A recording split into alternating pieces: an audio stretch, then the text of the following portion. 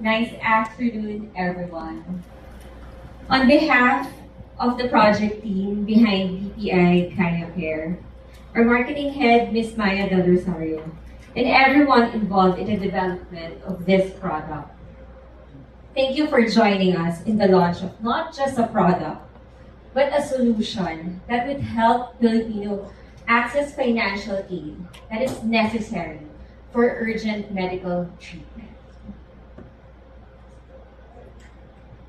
So our journey began with a deep realization. The growing number of underserved Filipinos who have limited access to financial care.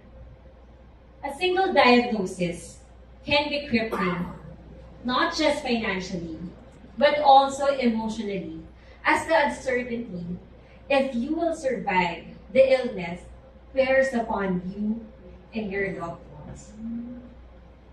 Unfortunately, for some people, instead of making your way to healing, some people get paralyzed as they prioritize searching ways to fund treatment.